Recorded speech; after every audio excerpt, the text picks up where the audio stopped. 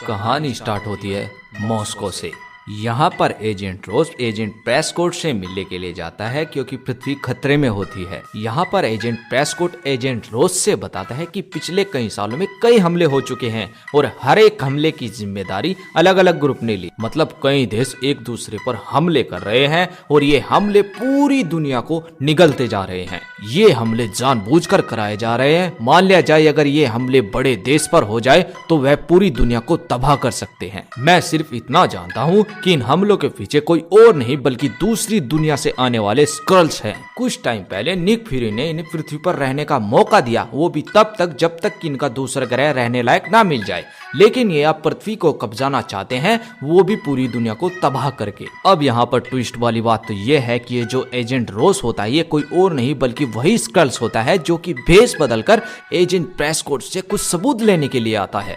Agent Prescott उसकी बातों में आकर उसे वह सबूत दे देता है क्योंकि उसे ये नहीं पता होता कि ये भी स्क्रल्स है। लेकिन बाद में उसकी बातों से उसे पता चल जाता है कि यह भी एक स्क्रल्स होता है। इसी वजह से वह उस पर अपनी डिवाइस लेने के लिए हमला करता है, लेकिन वह स्क्रल उसे मारकर वहां से उस डिवाइस को लेकर निकल जाता है। लेकिन वहां से निकलते उसके पीछे भी एक आदमी लग जाता है, वह भी उस डिवाइस को हासिल करना चाहता है। एजेंट रोज भागते भागते एक बिल्डिंग में घुस जाता है और वो बिल्डिंग काफी ज्यादा ऊंची होती है। वह सबसे ऊंची बिल्डिंग पर पहुंच तो जाता है, लेकिन जब वह दूसरी बिल्डिंग पर छलांग लगाने की कोशिश करता है तो वह नीचे गिर जाता है। वह नीचे गिरकर काफी ज्यादा घायल भी हो जाता है और तभी वहां पर एजेंट हिल भी पहुंच जाती है। और वह दूसरा आदमी जब एजेंट रोज के पास पहुंचता है वह डिवाइस लेने के लिए तो एजेंट हिल गन निकालकर उस पर तान देती है। लेकिन हम क्या देखते हैं, वह भी एक स्क्रल्स होता है, लेकिन वह एक अच्छे वाला स्क्रल्स होता है। अब ये भी एजेंट हिल के साथ का आदमी होता है, तो इसी वजह से एजेंट हिल अपनी गन डाउन कर लेती है और तभी वहां पर स्क्रल्स की मौत भी हो जाती है।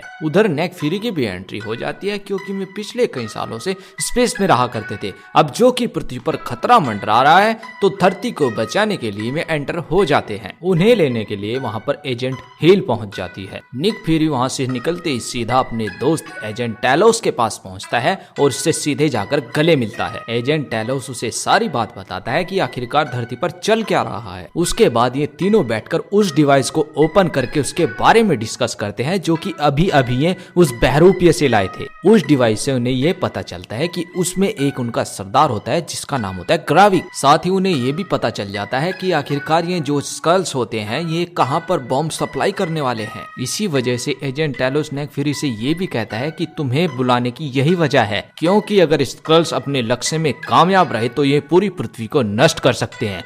ये सब सुनकर नेक फ्यूरी को बहुत तगड़ा झटका भी लगता है।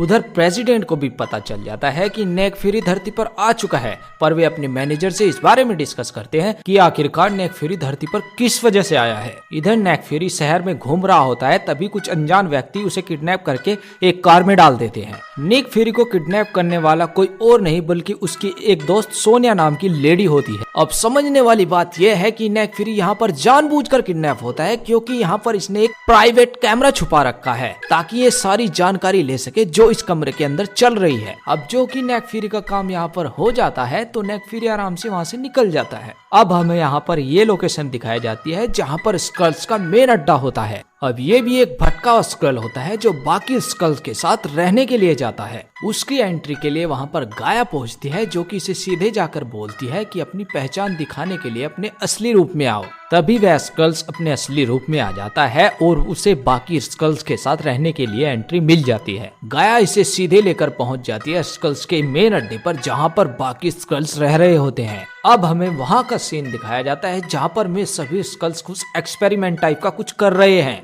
या फिर यूं कहा जाए कि जिनका बेस बदलकर सभी स्क्रल्स बाहर गए हैं उन सभी का ओरिजिनल बेस यहाँ पर कैद है। यहाँ पर ये एक आदमी को भी लेकर आते हैं क्योंकि वे उसके जैसा बेस बदलने वाले होते हैं। ये स्क्रल्स इस आदमी का बेस बदलकर इस आदमी को उस मशीन से जोड़ देते हैं ताकि उसका दिमाग रीड कर सकें।